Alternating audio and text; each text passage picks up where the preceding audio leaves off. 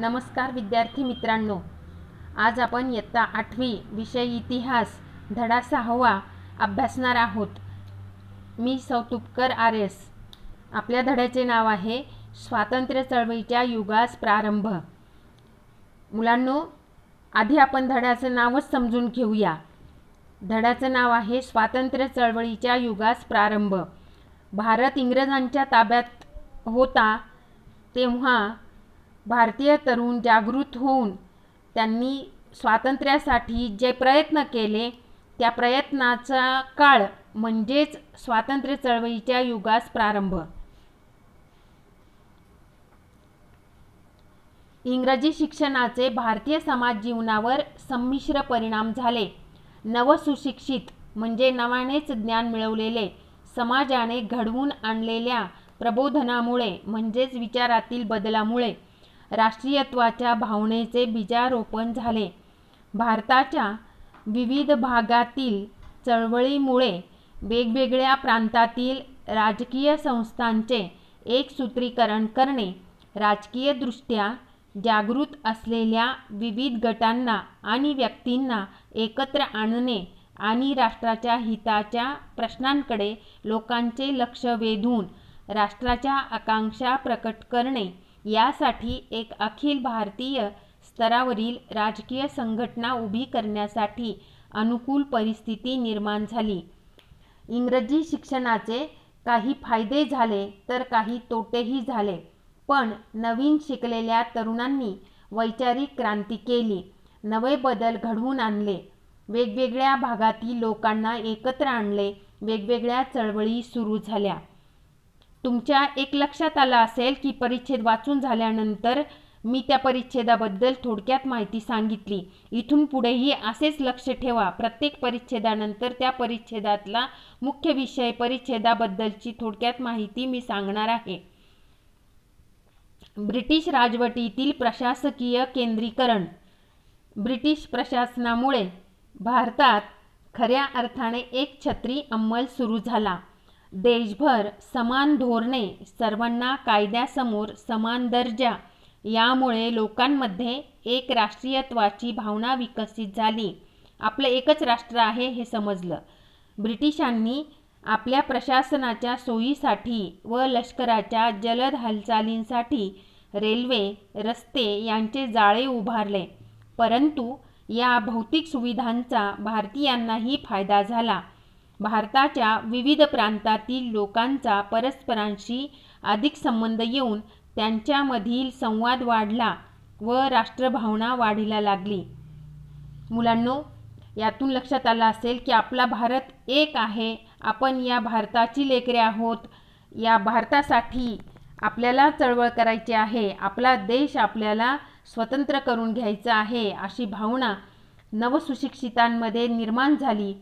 इंग्रजांनी आपल्या देशात काही सुधारणा केल्या, त्या सुधारणांचे काही फायदे तोटे झाले हे आपण पाहिलेच।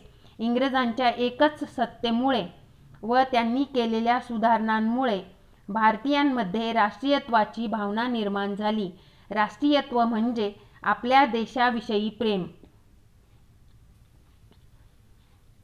पुढचा मुद्दा आहे आपला आर्थिक शोषण। भारताच्या संपत्तीचा ओघ अनेक मार्गांनी इंग्लंडकडे सुरू झाला। इंग्लंडच्या साम्राज्यवादी धोरणामुळे भारताचे आर्थिक शोषण होऊ लागले। साम्राज्यवादी धोरण म्हणजे इंग्रजांनी आपल्या भारताला एक त्यांचं साम्राज्य, स्वतःचं राज्य निर्माण केलं होतं।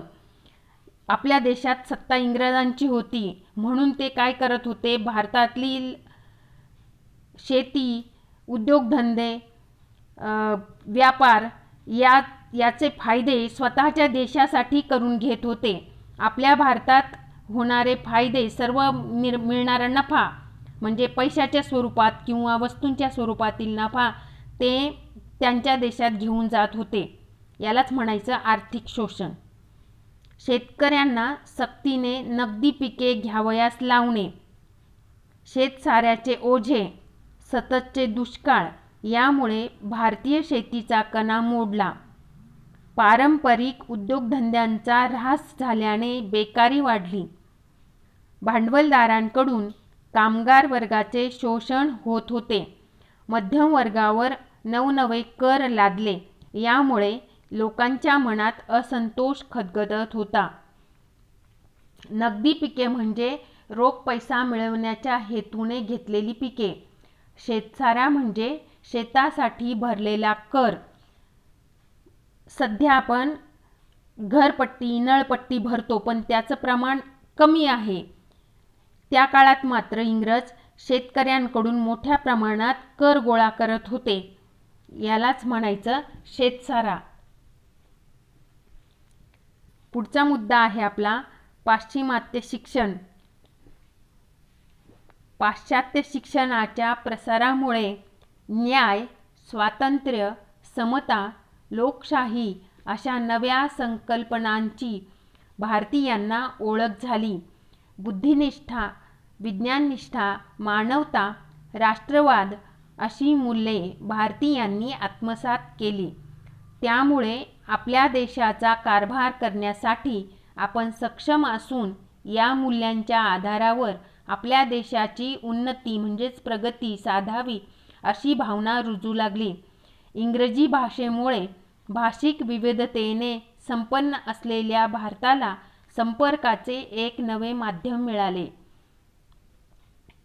न्याय म्हणजे कायद्यासमोर सर्व समान आहेत. स्वातंत्र्य म्हणजे प्रत्येकजण स्वतंत्र आहे. समता म्हणजे समानता, सर्वजण समान आहेत. लोकशाही म्हणजे लोकांचे राज्य. बुद्धिनिष्ठा म्हणजे स्वतःच्या बुद्धीला पटेल त्याप्रमाणे वागणे किंवा स्वतःच्या बुद्धीवर विश्वास ठेवून वर्तन करणे. विज्ञाननिष्ठा म्हणजे विज्ञानाचा वापर करणे. मानवता म्हणजे माणसाशी माणसासारखे वागणे. राष्ट्रवाद म्हणजे आपल्या देशाविषयी प्रेम. या मुद्द्यातील सर्व शब्द तुम्हाला नीट समजले असतील अशी मी अपेक्षा करते. आणि आता आपण पुढच्या मुद्द्याकडे जात आहोत. भारताच्या प्राचीन इतिहासाचा अभ्यास. कोलकाता येथे ब्रिटिशांनी एशियाटिक सोसायटीची स्थापना केली. अनेक भारतीय व पाश्चिमात्य विद्वानांनी भारतीय संस्कृतीचा अभ्यास सुरू केला. संस्कृत, फारसी आणि अन्य भारतीय भाषांमधील हस्तलिखिते तपासून त्यावरील संशोधने प्रसिद्ध केली. डॉक्टर भाऊ दाजी लाड, डॉक्टर रा गो भांडारकर अशा काही भारतीय विद्वानांनी प्राचीन भारतीय संस्कृतीचा सखोल अभ्यास केला. आपल्याला प्राचीन समृद्ध वारसा लाभला आहे हे समजल्याने भारतीयांची अस्मिता जागृत झाली. पुणे येथे भांडारकर प्राच्यविद्या संशोधन मंदिर ही संस्था गेल्या 100 वर्षांपासून कार्यरत आहे. हस्तलिखिते म्हणजे हातांनी लिहून ठेवलेली अनमोल माहिती. प्राचीन काळातील ही माहिती होती. डॉक्टर भाऊ दाजी लाड व डॉक्टर रा गो भांडारकर यांनी या माहितीचं पुनरुज्जीवन केलं. त्यांचे फोटो तुम्हाला समोर दिसत आहेत.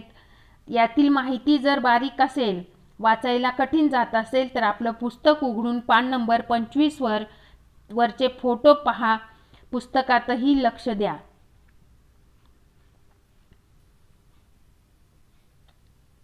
वृत्तपत्रांचे कार्य. याच काळात इंग्रजी व प्रादेशिक भाषांमधून वृत्तपत्रे व नियतकालिके प्रसिद्ध होऊ लागली. या वृत्तपत्रांमधून राजकीय व सामाजिक जागृती होऊ लागली. दर्पण, प्रभाकर, हिंदू, अमृत बझार पत्रिका, केसरी, मराठा अशा वृत्तपत्रातून सरकारच्या धोरणावर टीका होऊ लागली. वृत्तपत्रे म्हणजे रोज आपल्याकडे येणारे वर्तमानपत्र. यालाच दैनिक म्हणतात. दररोज येतं म्हणून ते दैनिक. नियतकालिके म्हणजे नियमित प्रसिद्ध होणारी पत्रके. यामध्ये उदाहरण सांगता येईल. साप्ताहिक, आठवड्यातून एकदा प्रसिद्ध होणारे त्याला साप्ताहिक म्हणतात. 15 दिवसातून एकदा निघते त्याला पाक्षिक म्हणतात. महिन्यातून एकदा निघते त्याला मासिक म्हणतात. अशा प्रकारची नियतकालिके त्या काळामध्ये प्रसिद्ध झाली. पुढील मुद्द्याकडे जाऊ आपण. भारतीय राष्ट्रीय सभेची स्थापना 28 डिसेंबर 1885 रोजी मुंबईतील गोकुळदास तेजपाल संस्कृत पाठशाळेत राष्ट्रीय सभेचे पहिले अधिवेशन भरवण्यात आले. भारतातील विविध प्रांतातील 72 प्रतिनिधी या अधिवेशनासाठी आले होते. कोलकाता येथील नामवंत वकील योमेशचंद्र बॅनर्जी हे या अधिवेशनाचे अध्यक्ष होते.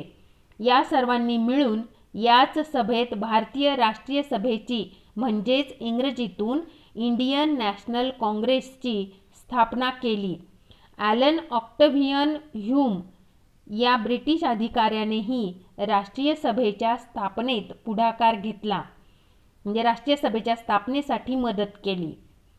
भारतीयांना प्रशासनात अधिक प्रतिनिधित्व मिळावे, ब्रिटिश शासनाने लष्करी खर्चात कपात करावी अशा मागण्यांची निवेदने ब्रिटिश सरकारकडे पाठवण्यात आली. राष्ट्रीय सभा म्हणजे देशभरातील विविध विचारवंतांची एकत्र मीटिंग किंवा सभा. या सभेसाठी 72 प्रतिनिधी उपस्थित होते. यात विविध मागण्यांचे पत्रक काढण्यात आले. त्यातल्या मुख्य 2 मागण्या आपण आत्ता पाहिल्याच आहेत. मुलांनो, राष्ट्रीय सभेची उद्दिष्टे समजून घ्या.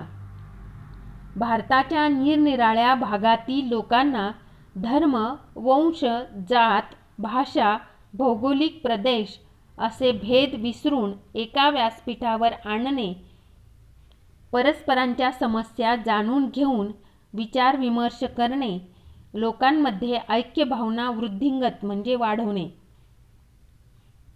राष्ट्राच्या उन्नतीसाठी म्हणजेच प्रगतीसाठी प्रयत्न करणे ही राष्ट्रीय सभेची उद्दिष्टे होत. विचारविमर्श म्हणजे अडचणी समजून घेऊन त्या सोडवणे, एकतेची भावना वाढीस लावणे, ऐक्यभाव म्हणजे एकात्मतेची भावना वाढीस लावणे म्हणजेच ऐक्यभाव वृद्धिंगत करणे, उन्नती म्हणजेच प्रगती.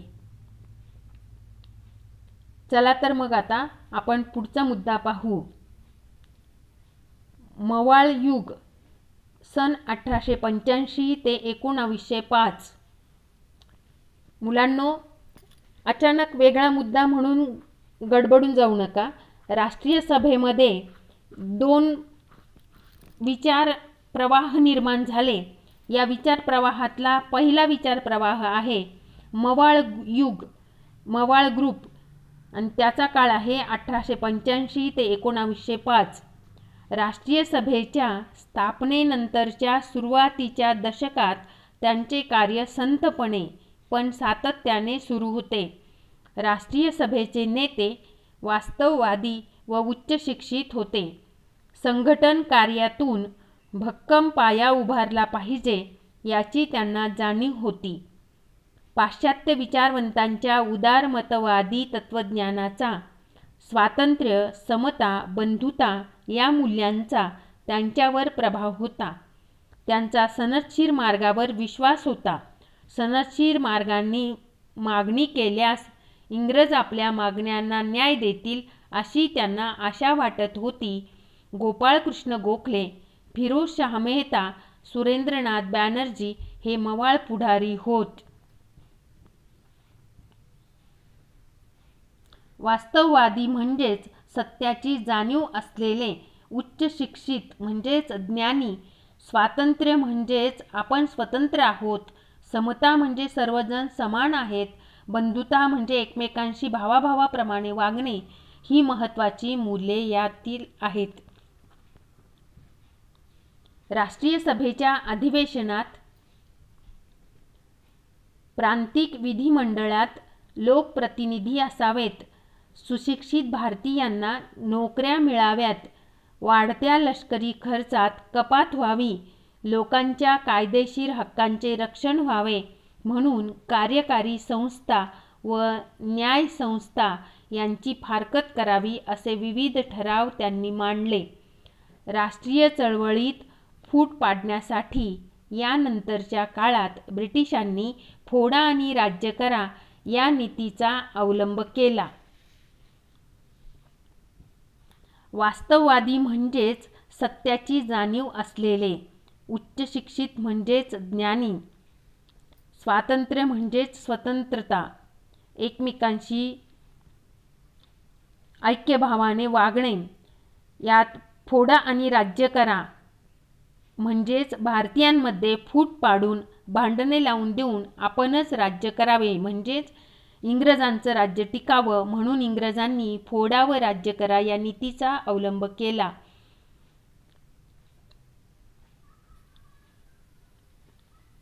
पुढील मुद्दा आहे आपला जहाल युग. 1905 ते 1920 हा याचा काळ आहे. राजकीयदृष्ट्या जागृत असलेले भारतातील सर्व नेते जात, धर्म, भाषा, प्रांत सर्व भेद बाजूला सारून राष्ट्रीय सभेच्या व्यासपीठावर एकत्र येत होते. राष्ट्रसभेची उद्दिष्टे व सनदशीर मार्गांनी चळवळ पुढे नेण्यावर त्यांचे एकमत असले तरीही कार्यपद्धतीबाबत त्यांच्यात मतभेद होते. हे मतभेद तात्विक स्वरूपाचे होते. राजकीय चळवळीतील या मतभेदांवरून दोन प्रमुख राजकीय गट तयार झाले. तात्विक स्वरूपाचे म्हणजेच विचार भिन्नतेचे. विचारांमध्ये फक्त भिन्नता होती, त्यांच्यात भांडणे नव्हती.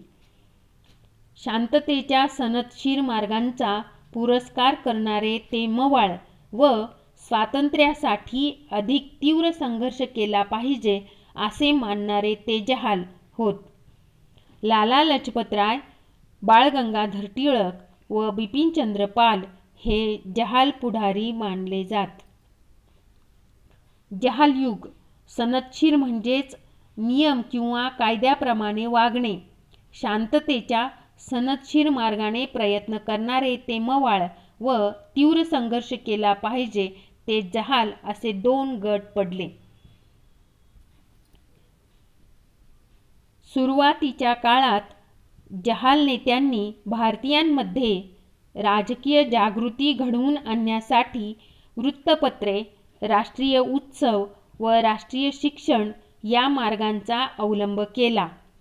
केसरी व मराठा या वृत्तपत्रांतून लोकमान्य टिळकांनी सरकारच्या दडपशाहीवर घणाघाती टीका केली. घणाघाती म्हणजे जोरदार, खूप. बंगाल प्रांतात अमृत बझार पत्रिका हे जहाल मतवादी विचारांचे मुखपत्र होते. आपापसातील भेद विसरून लोकांनी एकत्र यावे, त्यांच्यात विचारांचे आदानप्रदान म्हणजे देवाणघेवाण व्हावी, राष्ट्रपुरुषांच्या कार्यातून सामान्य जनतेला प्रेरणा मिळावी या हेतूंनी टिळकांनी शिवजयंती व गणेशोत्सव या उत्सवांचे आयोजन केले, जे आत्ताही आपण करतो. आजपर्यंत ते चालू आहे. राजकीय कारणासाठी लोक एकत्र आले तर सरकार त्यांना बंदी घालेल, परंतु धार्मिक कारणासाठी लोक एकत्र आले तर सरकार त्यावर बंदी घालू शकणार नाही असे त्यांचे मत होते.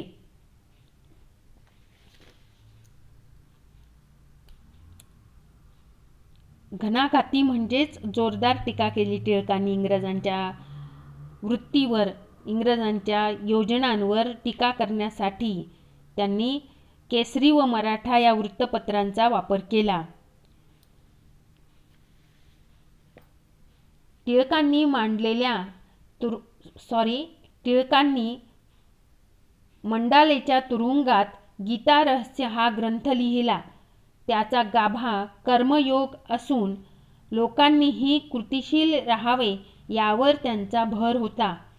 स्वभाषा, स्वसंस्कृतीविषयी प्रेम, आस्था बाळगणारी पिढी निर्माण व्हावी यासाठी जहाल नेत्यांनी शिक्षण संस्था स्थापन केल्या. लक्षावधी लोकांनी स्वातंत्र्य चळवळीत भाग घेऊन सरकारला आव्हान देऊन संघर्ष केला तरच यश मिळेल असे जहाल नेत्यांचे मत होते. चळवळ अधिक तीव्र करावी यावर त्यांचे एकमत होते. पण त्यांनी सशस्त्र बंडाची भूमिका न घेता व्यापक जन आंदोलन उभारले पाहिजे असे आग्रहाने प्रतिपादन केले. मवाळांनी स्वातंत्र्य चळवळीचा पाया घातला आणि जहालांनी ही चळवळ पुढे नेली. राष्ट्रीय सभेतील या दोन्ही गटांचा आपल्या स्वातंत्र्यासाठी फायदा झालेला आहे.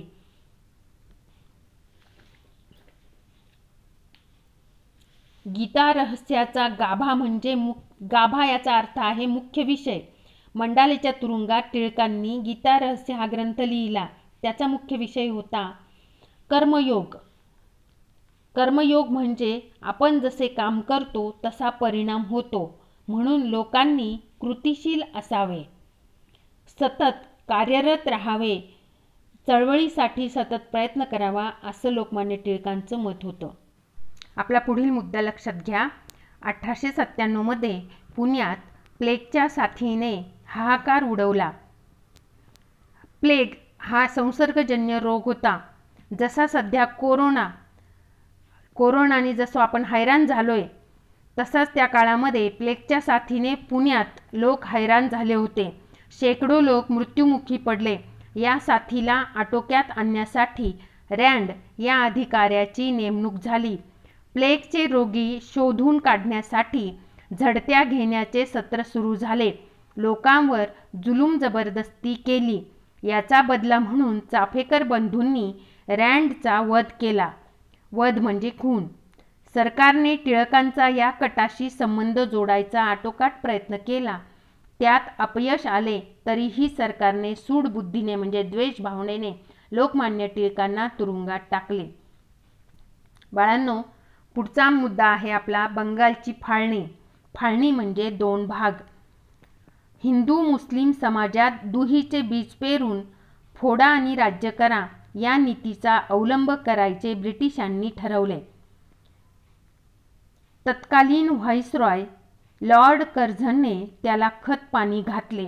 बंगाल हा एक मोठा प्रांत होता. या प्रांताचा कारभार करणे प्रशासकीयदृष्ट्या अवघड असल्याचे कारण पुढे करून लॉर्ड कर्झन याने 1905 मध्ये बंगाल प्रांताची फाळणी जाहीर केली.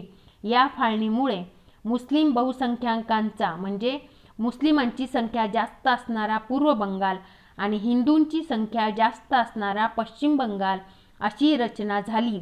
फाळणीमुळे हिंदू मुस्लिमात फूट पाडून स्वतंत्रता चळवळ दुर्बल करणे हा छुपा हेतू होता.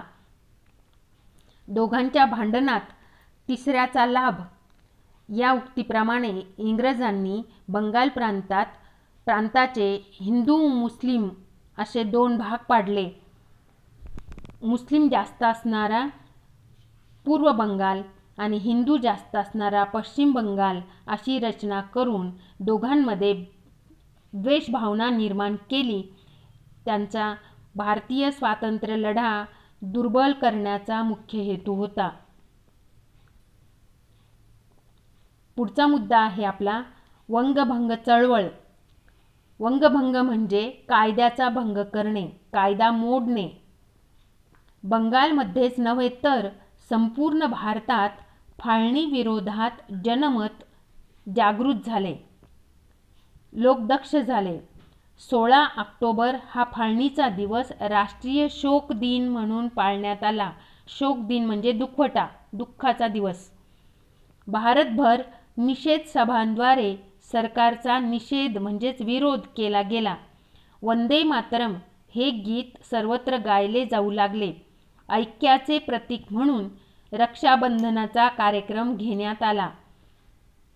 सरकारी शाळा महाविद्यालयांवर बहिष्कार टाकून मोठ्या संख्येने बहिष्कार म्हणजे शाळेत जायचं नाही, कॉलेजमध्ये जायचं नाही,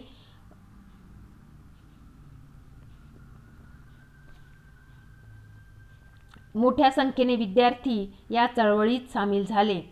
वंगभंग आंदोलनाचे नेतृत्व सुरेंद्रनाथ बॅनर्जी, आनंद मोहन बोस, रवींद्रनाथ टागोर इत्यादींनी केले. वंगभंग चळवळीने भारतीय राष्ट्रीय सभेची व्याप्ती वाढली. देशाच्या तळागाळातील सर्वजण रस्त्यावर येऊन मोठ्या प्रमाणात चळवळ उभी केली. या चळवळीचा व्याप लक्षात घेऊन ती एक राष्ट्रीय चळवळ बनली. असंतोषाची तीव्रता पाहून 1911 साली ब्रिटिशांनी बंगालची फाळणी रद्द केली. हा आपल्यासाठी एक मोठा विजय होता.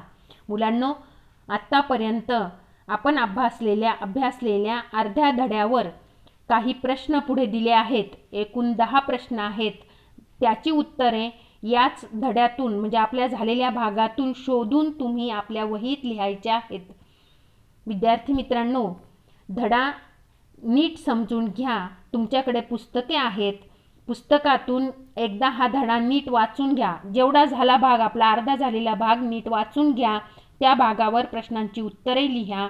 उर्वरित धडा पुढील व्हिडिओमध्ये आपण समजून घेऊ. धन्यवाद.